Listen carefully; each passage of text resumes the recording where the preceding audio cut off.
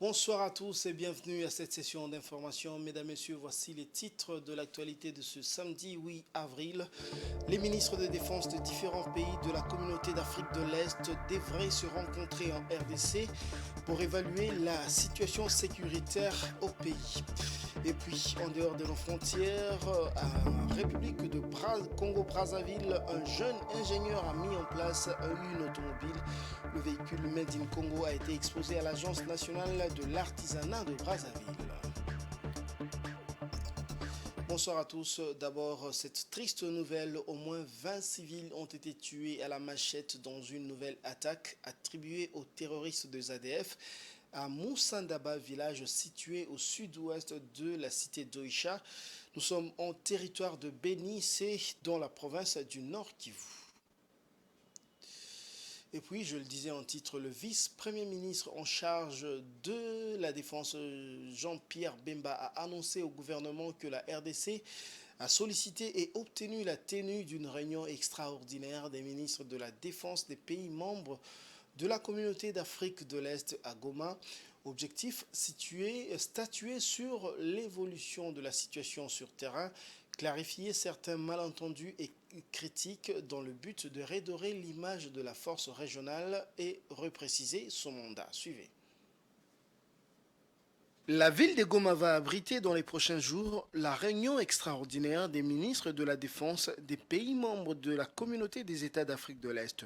D'après le vice-premier ministre, ministre de la Défense nationale Jean-Pierre Bemba, il sera question au cours de cette réunion d'évaluer la situation sécuritaire sur terrain, mais aussi repréciser son mandat sur le territoire congolais. La RDC a sollicité et obtenu la tenue de cette réunion lors de la 36e réunion du Conseil des ministres en matière de coopération de défense de la communauté des États de l'Afrique de l'Est tenue à Bujumbura le 1er avril dernier. Le gouvernement congolais tient à éclaircir avec les États membres de la communauté d'Afrique de l'Est le rôle que devraient jouer les troupes d'Afrique de l'Est à présent, alors que les contingents de cette force régionale sont maintenant au complet avec l'arrivée récemment des soldats du Sud-Soudan et ceux de l'Ouganda. Le gouvernement congolais a exprimé sa ferme détermination à éradiquer l'insécurité dans la partie orientale du pays. Le vice-premier ministre en charge de la défense a affirmé qu'aucun effort ne sera ménagé pour mettre fin à l'insécurité à l'est de la République démocratique du Congo.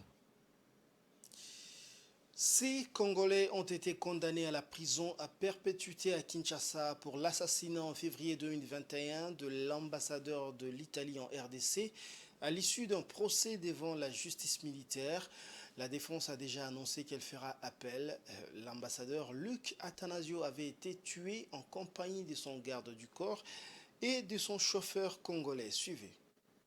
La peine de mort avait été requise par le ministère public mais n'a pas été retenue par le tribunal militaire de la garnison de Kinshasa-Gombe qui a rendu sa décision en audience publique. La défense qui a plaidé l'acquittement a immédiatement annoncé qu'elle allait faire appel. Un autre procès devrait donc avoir lieu devant une cour militaire. Le verdict a été lu en présence de 5 accusés, le 6e étant en fuite. Ils étaient jugés depuis le 12 octobre à raison d'une audience par semaine dans l'enceinte de la prison militaire de Ndolo où ils avaient été amenés après leur arrestation en janvier 2022 dans l'est du pays. Présentés comme membres d'une bande criminelle de droit commun, coupeurs de route et kidnappeurs, ils ont été reconnus coupables du meurtre de l'ambassadeur d'Italie en RDC, Luca Atanasio, de son garde du corps italien et d'un chauffeur congolais du programme alimentaire mondial le 22 février 2021. Ces jours-là, un convoi de 2 véhicules du PAM parti de Goma, chef-lieu du Nord Kivu, était tombé dans une embuscade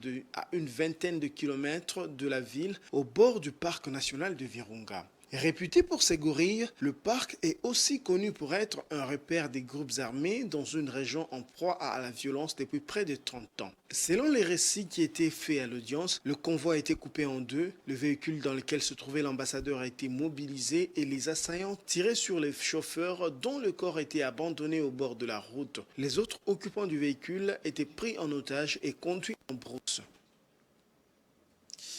Le chef de l'État, Félix Tshisekedi, a inauguré le centre hospitalier ultramoderne du camp Tchachi, destiné aux éléments de la garde républicaine. à leurs dépendants ainsi qu'aux populations riveraines qui souhaiteraient se faire soigner. Cet hôpital comprend de services d'hémodialyse, d'imagerie médicale, un bloc opératoire, un laboratoire d'analyse, des chambres d'hospitalisation, un auditoire et une morgue. L'hôpital a une capacité d'accueil de 150 lits.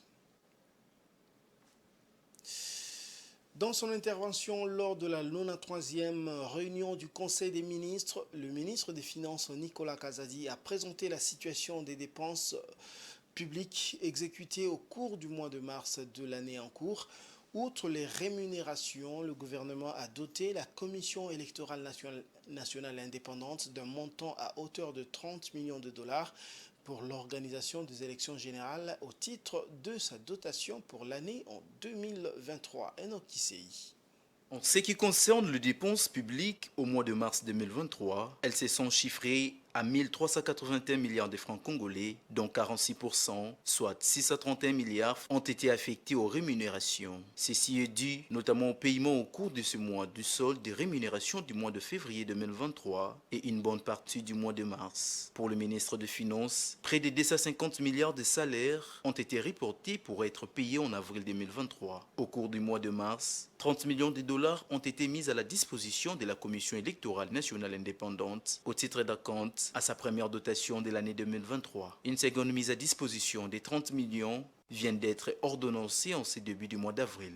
Le ministre des Finances a été sur ces chapitres complété par le ministre d'État, ministre de Budget. Renseigne les comptes rendus de la réunion tenue vendredi 7 avril 2023. Lors de sa dernière sortie médiatique sur le plateau de France 24, Denis Kadima Kazadi, président de la Commission électorale nationale indépendante, disait attendre toujours la réaction du gouvernement pour le financement des opérations électorales en cours en République démocratique du Congo. À l'en croire, en 2022, il a été prévu 640 millions de dollars et la CENI avait reçu à peu près 480 millions. Il y a également la partie réservée à l'année 2023, l'année électorale. Au sujet du budget de 2023, il est de 474 millions. Il y a effectivement du retard, mais nous avons entre-temps eu des échanges avec le ministre des Finances. Il est en train de s'activer et nous espérons que très bientôt nous aurons quelque chose et nous allons continuer, avait ajouté le président de la CENI. Malgré le retard observé dans le financement du processus électoral par le gouvernement, la Commission électorale nationale indépendante tient à l'organisation des élections dans les délais constitutionnels et dans le respect de son calendrier, c'est-à-dire le 20 décembre 2023. Une commission mixte composée de plusieurs membres du gouvernement est mise en place en vue de résoudre la problématique d'occupation des terres dans les zones d'ordinaire réservées aux maraîchères. Nous sommes dans les zones périurbaines de Kinshasa. C'est le président de la République, Félix Tshisekedi, qui a instruit le gouvernement de la mise en place de cette commission suite aux plaintes répétées des maraîchères. Je vous laisse suivre le porte-parole du gouvernement dans cet extrait choisi par Enoch Issei. Le président de la République s'est dit préoccupé par les cris des détresses de maraîchers de l'interland de la ville-province de Kinshasa, qui se plaignent non seulement de la réduction de l'espace où ils opèrent au bénéfice de la construction des maisons d'habitation, mais aussi des traitements indignes dont ils sont victimes. Ces cris de détresse et contre l'injustice ne devraient pas rester sans solution. Le président de la République a rappelé au gouvernement le devoir citoyen de valoriser ces métiers qui non seulement permettent aux paisibles citoyens de vivre et de survivre, mais aussi qui rendent de service à la communauté.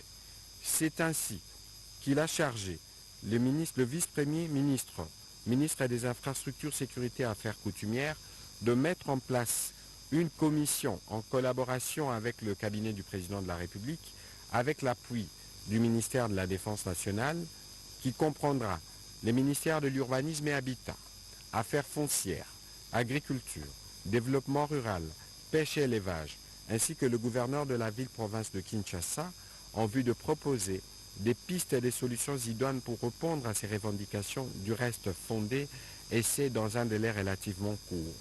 En attendant, chaque autorité publique concernée devrait prendre des dispositions pour que nulle action ne dérange le travail de la commission. Journée fériée en hommage au combat du prophète Simon Kimbangu, on en parle encore. Le Premier ministre Samalou Kondé a rappelé au ministre de l'Enseignement supérieur et universitaire et à celui de l'enseignement primaire et secondaire la nécessité d'actualiser dans le programme de l'éducation nationale les thématiques relatives à toutes ces figures de l'histoire de la République démocratique du Congo. En sport, le ministre Kabulo Mwana Kabulo a adressé une note circulaire à toutes les fédérations sportives et les a appelées à plus de professionnalisme administratif dans leurs dossiers. Cette note stipule que toutes les fédérations devront déposer leur dossier au ministre au moins 2 mois avant le début des compétitions. Blaise Kouzola. Changement de narratif au ministère des Sports et Loisirs. Déterminé et surtout fondé par l'idée du changement à tous les niveaux, le ministre des Sports François-Claude Kabulo Mwana Kabulo a adressé une note circulaire à toutes les fédérations sportives, les appelant à plus de professionnalisme administratif dans leur dépôt de dossiers à la table du ministère, note dont le format écrit va être rendu public le lundi 10 avril 2023 par les cabinets du ministre. Dans cette note, peut-on lire, toutes les fédérations sont donc désormais appelées à introduire leur dossier au ministère des Sports au moins 2 mois avant. Aucun dossier nécessitant la signature du ministre ne pourra passer s'il n'est pas déposé au moins 2 mois avant la date de début des compétitions, a révélé le directeur du cabinet, Maître Jonas Ngalamulume. En clair, cette volonté de changement des narratifs émane de la vision du chef de l'État au gouvernement dans le traitement des dossiers. L'ordre et la transparence souhaités, les fédérations doivent s'y plier pour de préparations plus efficaces, car aucune d'entre elles ne pourra y déroger pour la simple raison que les compétitions sont connues 2 mois avant. Par ailleurs, la note rajoute que s'agissant des ordres d'émission, les délégations irréprises devront donc s'assimiler aux normes CAF-FIFA sans exception. L'actualité, c'est aussi en dehors des frontières congolaises.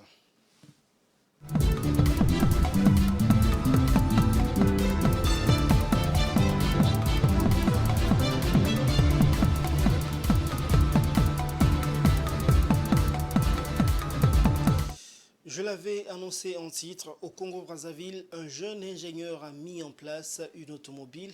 Ce véhicule Made in Congo a été exposé à la cour de l'Agence nationale de l'artisanat de Brazzaville. Le public qui est allé voir l'œuvre exposée a salué l'initiative du jeune ingénieur. Suivez. L'échantillon de cette voiture de marque KF, exposé ici dans la cour de l'Agence nationale de l'artisanat à Brazzaville, a été monté dans l'atelier de Fabrice Kiba, cet ambitieux ingénieur qui croit à l'éclosion d'une industrie automobile made in Congo. On a acheté quelques tôles, ramassé et puis faire l'autre là. On a fait la coque nous-mêmes qui a fabriqué depuis le châssis jusqu'à la coque. Maintenant on a acheté la partie mécanique. La partie mécanique, on a acheté le moteur, faisceau, des bras, des transmissions. On a mis ça ensemble, c'est pour cela qu'on a mis ça en marche. C'est depuis 2022 que Fabrice a mis sur pied cette voiture qui circule dans les grandes artères de Brazzaville. De même pour ce trike dont les marques étrangères importées affluent sur le territoire congolais. Son plaidoyer auprès des décideurs, mais aussi auprès d'investisseurs, consiste à solliciter un accompagnement afin de développer l'industrie automobile Made in Congo. Normalement, le truc, ce n'est pas encore fini en fait. C'est manque de moyens, donc on se bat à seul. Donc, il n'y a pas de soutien, il n'y a pas quoi là. Donc nous, on est capable pour faire tout ça là. Mais comme il y a manque de moyens, on est là, on se bat dans la manière que nous-mêmes on fait. Vous-même, vous voyez comment on a transporté l'autre là, le Kawaki. Aujourd'hui, même quand vous roulez là, même s'il y a la pluie, vous êtes dedans comme la voiture, ça roule normal. Invité par les organisateurs de la foire des produits artisanaux, Fabrice Kiba en a profité pour réaliser la démonstration de ses fabrications qui ont bel et bien attiré la curiosité du public. En espérant une réponse financière conséquente de la part de l'État ou d'un partenaire privé, l'ingénieur congolais poursuit son rêve de voir le Congo se doter d'une marque automobile à l'image de KF. Du Congo-Brazzaville, rendons-nous en Côte d'Ivoire où le gouvernement veut booster son économie, surtout dans le secteur de l'agriculture.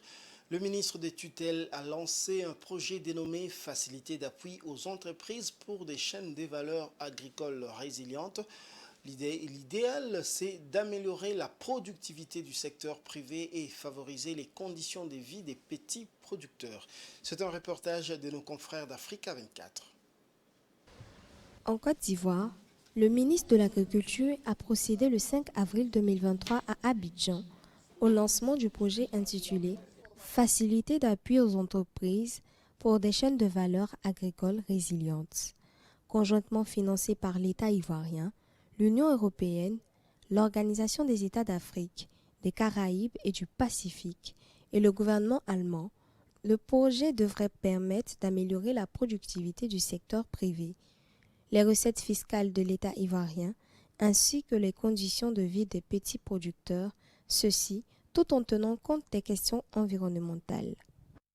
Je ne peux que me réjouir de la mise en route du projet qui nous réunit ce jour, projet dénommé « Facilité d'appui aux entreprises pour les chaînes de valeurs agricoles résilientes ». Il a pour but, en effet, de développer et d'améliorer les capacités opérationnelles des acteurs tout au long des chaînes de valeur agricoles dans les pays ACP afin de renforcer leur agilité et leur adaptation face à ces fléaux. Financé à hauteur de 56 millions d'euros, dont 43,3 millions d'euros de l'Union européenne et de 12,2 millions de l'Allemagne, ce projet a débuté en mars 2023 et s'étend sur une durée de 4 ans. Selon les autorités ivoiriennes, le projet cible principalement les chaînes de valeur des filières maïs, bétail, cacao et anacarde. Avec une production de 1 million de tonnes de noix de cajou en 2022, la filière anacarde, dont la Côte d'Ivoire est le 3e producteur mondial, va bénéficier d'un appui de 24,2 millions d'euros pour la modernisation des unités de production. Le projet justement va s'attaquer à professionnaliser les petits entrepreneurs pour qu'ils organisent mieux leur filière, pour qu'il y ait de la formation aussi dans des techniques agricoles intéressantes qui sont, disons, meilleures aussi pour le climat, moins d'utilisation de pesticides et donc pour faire avancer la productivité et augmenter les revenus des petits producteurs. Championne du cacao, de l'anacarde, de l'EVA et du coton, la Côte d'Ivoire exporte encore la majorité de ses productions agricoles à l'état brut. Pour échapper au diktat des cours des matières premières, le gouvernement ivoirien multiplie les investissements afin de transformer localement au moins 50% l'ensemble de sa production agricole d'ici 2030. Le secteur agricole ivoirien représente environ 1/5 du PIB et emploie les 2/3 de la population. Fin de cette édition, mais avant de la boucler complètement, le rappel de différents titres.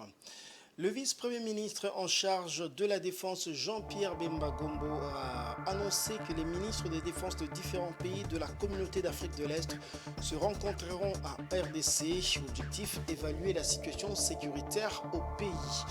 Et puis, à la une, vous l'avez suivi en dehors de frontières de la RDC, au Congo-Brazzaville, où un jeune ingénieur a mis en place une automobile. Le véhicule Made in Congo a été exposé à l'Agence nationale de l'artisanat de Congo-Brazzaville.